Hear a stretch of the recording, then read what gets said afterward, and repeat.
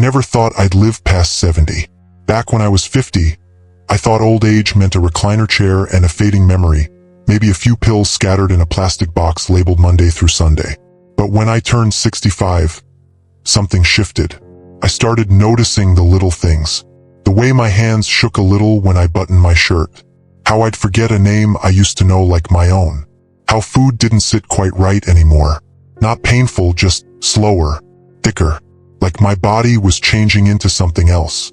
And then, one morning, I looked at myself in the mirror and whispered, "You still have time.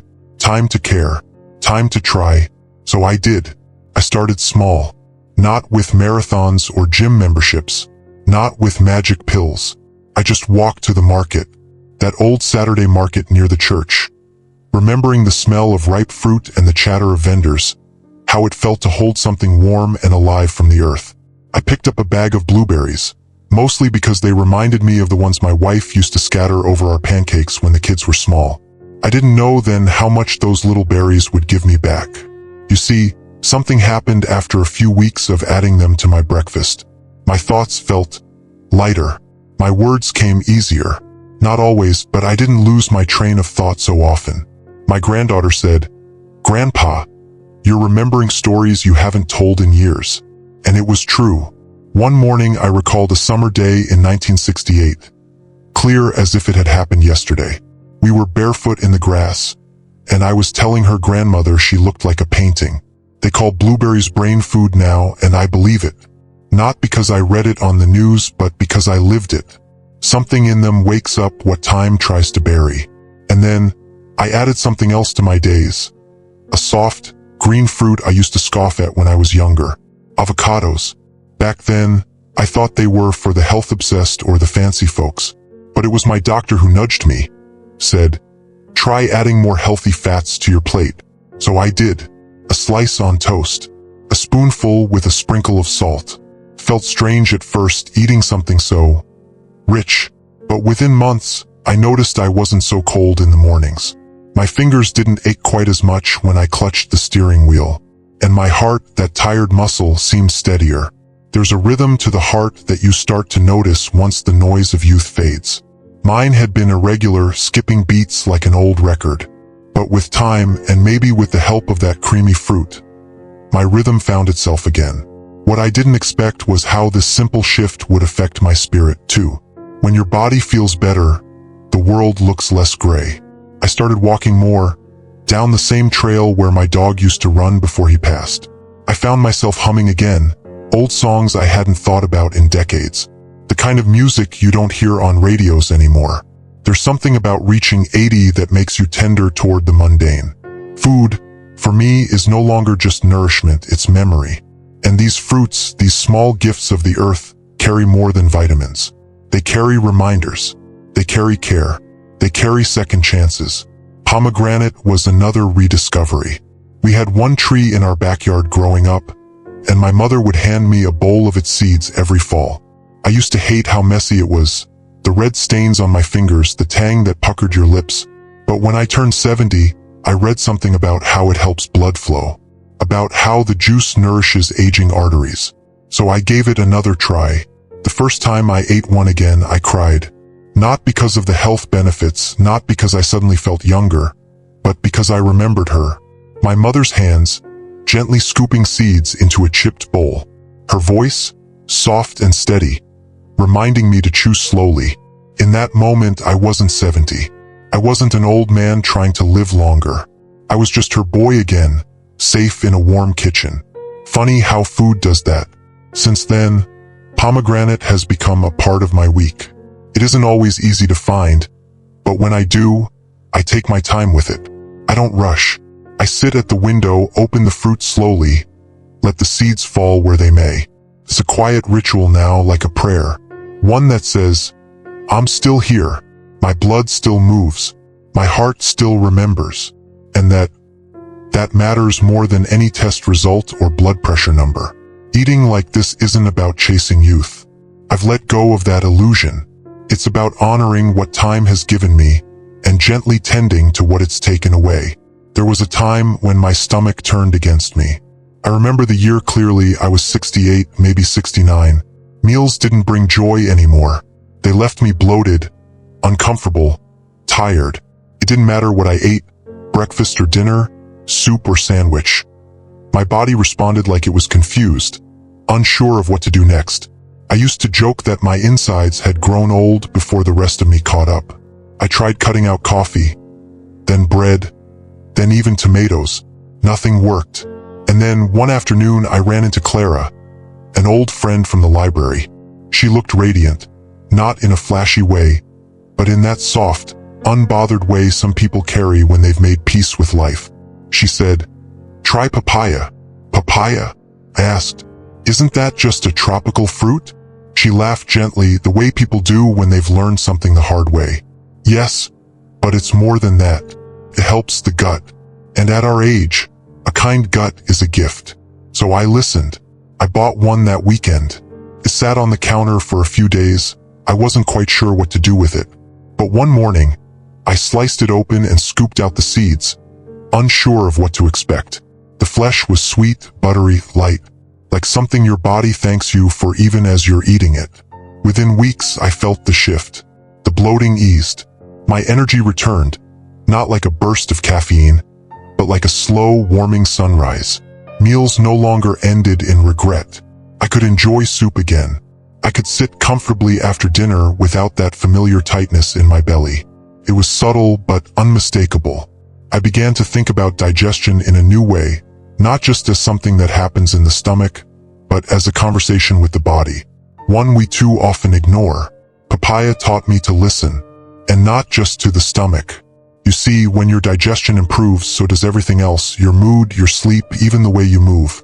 I stopped groaning when I bent to tie my shoes. I stopped snapping at the kettle when it took too long to boil. I found myself humming again in the kitchen, just like I did when my children were small. There's a kind of joy that only comes when the body stops fighting itself. And that fruit, soft and orange and unassuming, gave that back to me. It also helped me through a difficult winter when I caught a cold that lingered far longer than it used to. My doctor said papaya is rich in vitamin C. I didn't know that. I just knew it made me feel cared for. And sometimes that's all healing needs. That brings me to one more fruit I want to tell you about. One so ordinary you've probably overlooked it as often as I once did. The apple. Yes, the humble apple. Not imported. Not exotic. Not wrapped in health claims. Just familiar. But let me tell you, there's a reason we say, an apple a day keeps the doctor away. I didn't appreciate that line until I started living it. For a long time, I thought apples were just a snack. Something you threw in a lunchbox or sliced up for a pie. But once I began eating them regularly, every morning one crisp apple with my tea, I noticed my joints didn't throb quite so fiercely. My blood sugar stayed more stable. I didn't feel those dizzy spells I used to get when I skipped lunch or had something too sweet. There's a particular kind of stillness that comes when your body feels balanced. I felt that over time with apples. They also did something unexpected. They helped my gut in a way similar to papayas. Not with enzymes this time, but with fiber. Gentle, steady, natural fiber that didn't cause discomfort or sudden urgency. Just ease. One morning, my grandson, he's 12 and curious about everything, asked me, "Grandpa, why do you always eat an apple in the morning?" I smiled and said, "Because it reminds my body to be kind to me." He didn't understand, not yet, but maybe one day he will. If you're still here, sitting with me through these old memories and quiet lessons, leave me a comment below. Tell me what fruit reminds you of home, or of someone you've loved. Tell me if you've felt these shifts, too, the ones no doctor warns you about, but life insists you notice. You don't need to write much. Just a line will do. I read them, every word, every story. It makes this old heart feel a little less alone. There's a stillness that settles in once you've lived through enough seasons. It's not silence exactly, more like a quiet agreement between you and time. You stop rushing. You stop fighting what you can't hold on to. And you start paying attention not just to what the world gives, but to how gently it gives it. That's what these fruits taught me. Not just how to feed an aging body, but how to care for it. To cherish the rhythms that still work. To tend to what aches, softly, without resentment. I remember the day I first began eating differently, not for fear, but for reverence. It was the morning after I'd fainted in the garden. I'd been pruning the hydrangeas, bent over too long. I stood up too fast, and everything went white. I don't know how long I was down, but I remember waking up to the sky. The same blue sky I'd stared at when I was 10 and dreaming of building airplanes. That morning, I didn't feel fear. I felt gratitude. I was still here. My daughter took me to the doctor. He said my blood pressure had dipped, probably from poor circulation. He gave me some medication, yes, but he also asked me about my diet. That was the day I began to read. Not the papers or the news, but the backs of fruit crates. I started asking farmers questions. What keeps the blood moving? What fights the stiffness? That's how I found my way back to foods I'd once ignored, to nature's medicine cabinet. And slowly, I began to realize that feeding myself was no longer a habit. It was a form of prayer. A pomegranate in the morning became my way of saying thank you to this old heart. A spoonful of papaya after lunch reminded me to be gentle with my belly. And a crisp apple in the evening told my gut, "You've done well today. Rest easy." But it wasn't just my body that changed. My mind, my emotions, even my sense of memory grew clearer. It was as if these simple acts of nourishment brought me back to myself. I began journaling again, just a few lines each day. Nothing dramatic, just blueberries today. Felt more focused. Or avocado helped my joints again. Or sometimes, I missed your voice today, love. Those pages filled up fast. With food, with grief, with hope. Sometimes I think of how I used to eat when I was younger. Rushed, careless, distracted. A sandwich in the car. A dinner in front of the television. I barely noticed what entered my mouth. I certainly didn't wonder how it would serve me the next day, the next year. Now I pause. There's a ritual to it. Washing the fruit. Cutting it slowly. Sitting near the window. Taking that first bite like it matters, because it does. I once read that centenarians, those rare souls who live to 100, don't necessarily avoid disease. They just live in harmony with their habits. They eat whole food, simple food, food they recognize. Not food that screams health, but food that whispers it. I never set out to live longer, but I did set out to live better. And in that pursuit, I found years waiting for me I didn't know I still had. You may think fruit is just food, but to me it's memory. It's my mother handing me a bowl of pomegranate seeds with a soft smile. It's my wife peeling apples at the sink as we laughed about something the kids did. It's the sound of my daughter slicing avocado, saying, "You'll like this, Dad. It's good for the heart." All of it is part of the story of staying alive. And not just staying alive, staying present. There's something else I've learned, too. When you eat well, you listen better. Not just to your body, but to others. You make space. You slow down. You savor conversations. You become more curious, more open, more available. A good breakfast makes you a better listener. A gentle meal makes you softer with strangers. That's something no prescription can give. And as odd as it sounds, I believe fruit has helped me grieve. Losing friends. Losing love. Losing parts of myself I'll never get back. These are hard things. And when you're younger, you try to outpace that pain. But when you're older, you learn to sit with it. You learn to offer it a plate. You eat together. And over time, even sorrow becomes a kind of companion.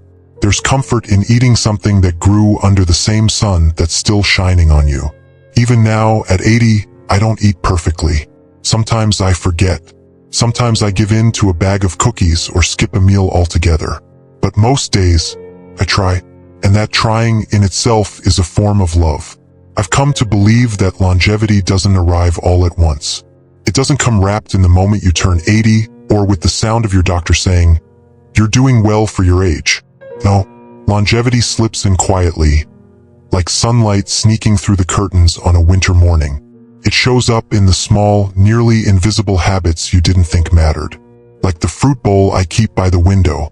It's nothing fancy, just a worn ceramic dish my wife once bought at a roadside market. But it's always full. An apple or two, sometimes a banana, a pear when they're in season, and on good days, blueberries. They're expensive now, but I buy them when I can. I've learned some things are worth the cost. That bowl reminds me every day to choose life, to reach for something that nourishes instead of numbs. And perhaps the biggest truth I've discovered is this: what we eat isn't just about fuel. It's about how we treat ourselves when no one is watching. At this age, there are plenty of days when no one is watching. The house is quieter now. The phone doesn't ring as much.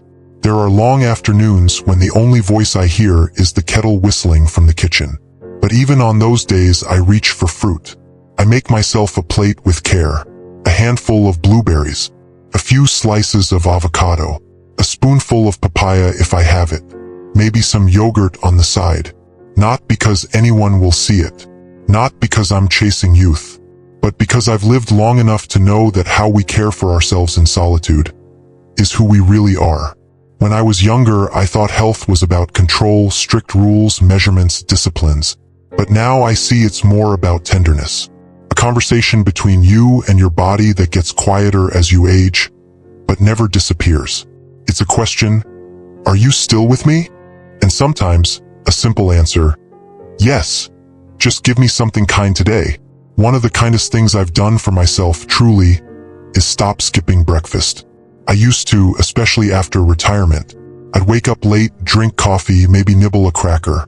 But then the fatigue would hit me like a wave by noon. My thoughts would fog. My hands would tremble slightly. Felt like something was slipping away from me. Now I begin each morning the same way. A full glass of water. A moment of stillness by the window. And then something simple: fruit, maybe an egg, a piece of toast. But always fruit. Always something fresh. It's become my ritual of remembrance. Because each fruit, somehow, connects me to a different chapter of my life.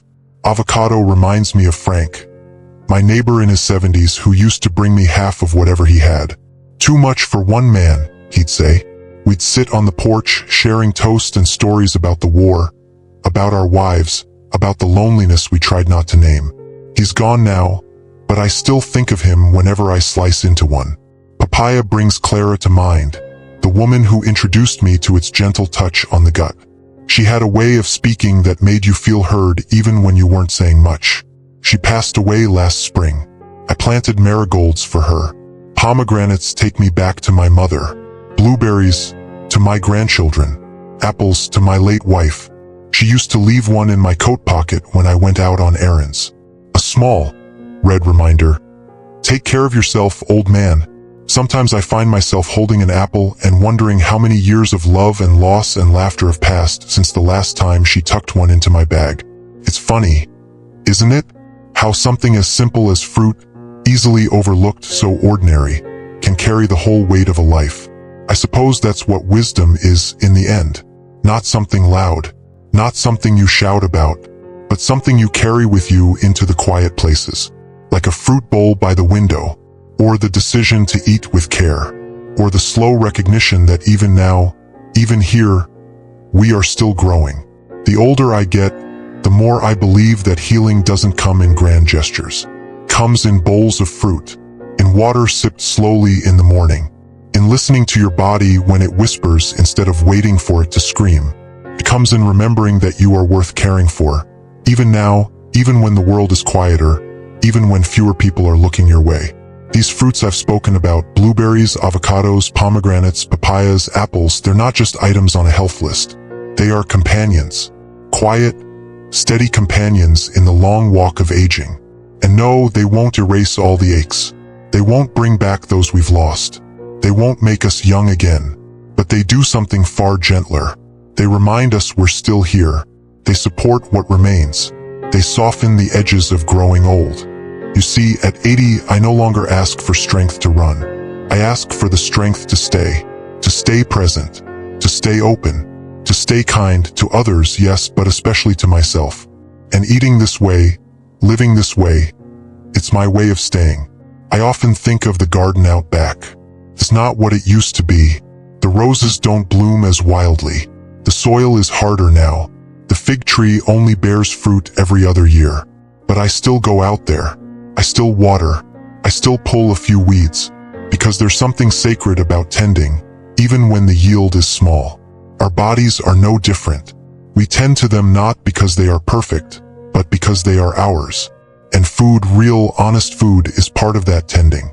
That's why I keep doing this. Why I tell you these stories. Not because I have all the answers, but because I've learned the power of staying close to the earth, close to the rhythm of what nourishes us. Some days I eat alone. The chair across from me is empty now, but I still set the napkin. I still slice the apple. I still bless the plate with silence before the first bite.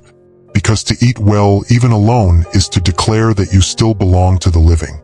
If you're in your 60s or 70s, or maybe even in your 80s like me, I want you to know, it's not too late to change how you live. Not radically, not painfully, just gently. Start with one thing. A small bowl of blueberries. A slice of avocado on toast. A crisp apple in your coat pocket. These aren't just choices. They're acts of remembrance, of resilience, of self-respect. They say old age is the winter of life. But I've come to believe it's more like the evening, the soft, golden hour where everything slows down, and in the stillness you finally see what mattered most. Not the rush, not the noise, not the goals or gains, but the quiet, the care, the kindness, especially the kind you give to yourself. If you've made it this far with me, thank you. It means more than you know to have a listener on the other side. Someone willing to sit a while and hear the soft truths of age. If you'd like to return, you know where to find me. This space doesn't go anywhere. It waits for you, like the fruit bowl by my window, full of gentle things, ripe with memory, ready to nourish. Until next time, take care of yourself, and eat something kind today.